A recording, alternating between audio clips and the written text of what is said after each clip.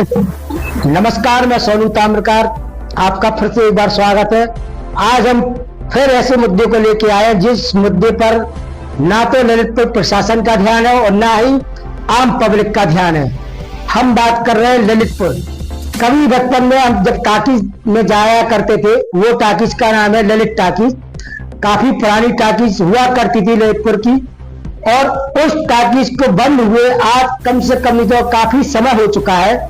और टाकीज की यदि हम हालत पे बात करें तो ये टाकीज काफी पुरानी है, और इस टाकीज की जो जर्जर अवस्था है, जगह जगह से दरारें आ चुकी हैं, और जगह जगह पर वहां के दुकानदारों ने जो वहां पर जो अभी अपना व्यापार कर रहे हैं, उन लोगों ने वहां पर छाप कराकर कहीं तारों से कस दिया है तो कहीं सीमेंट की छाप करा दी है। जबकि वो टाकीज पुराने जमाने की टाकीज है, जो कि केवल चूने और बजरी से बनी हुई टाकीज है।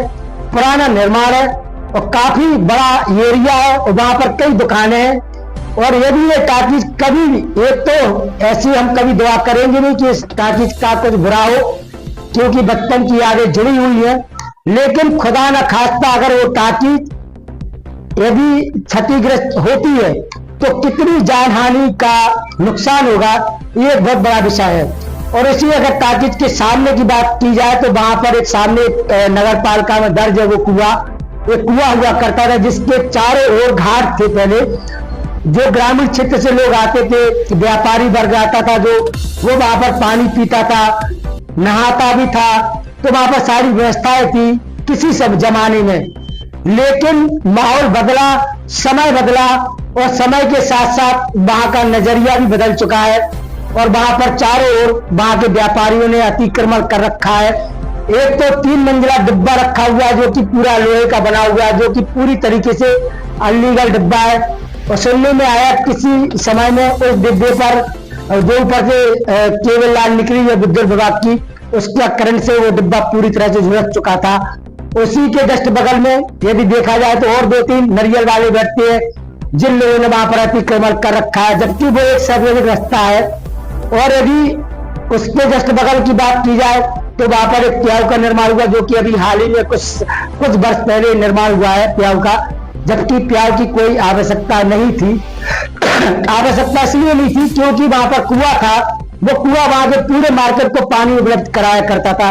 लेकिन उस कुएं को वहां के दुकानदारों ने पूरी तरह से कचरे से जबरन पूर दिया है।